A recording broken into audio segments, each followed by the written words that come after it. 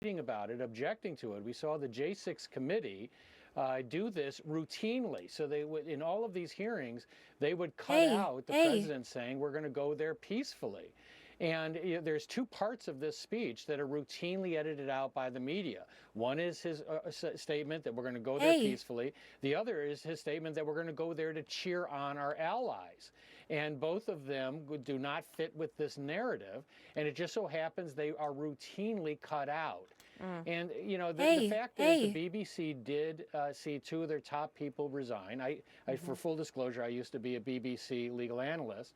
But the fact is, when you look at the BBC segment and this segment, it's hard to believe that anyone could have edited that without acknowledging that they were changing the thrust of his comments. So Caroline Levitt was asked about this yesterday at the White House briefing, and she talked about the BBC in particular. Watch.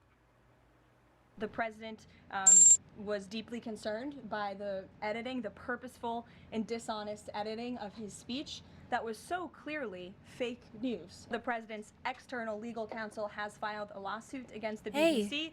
We expect that to continue, and whether they apologize or not is up to them. And The Guardian is reporting that the BBC is considering an apology, saying that given an apology for the edit has been made by the BBC's chair, senior figures see no reason why a more personal apology cannot be made to the president in his official response to the legal threat. Would an apology be enough here, or do you think that this external lawsuit the president is filing will continue? I'm not just sure it will be enough. If you look at some of the past lawsuits that have been filed, an apology is certainly warranted here, and it's also important for them to remove the original edit from the internet version of this segment. So they need to make sure that they correct it in some meaningful way.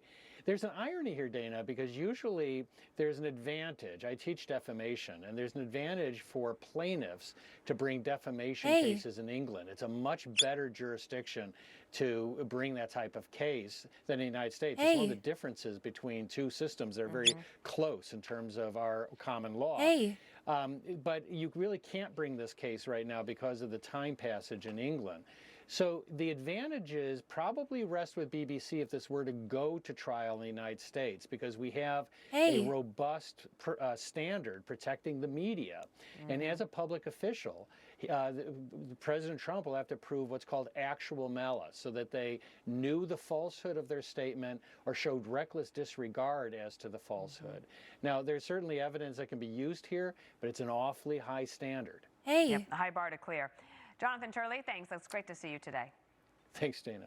Thank you.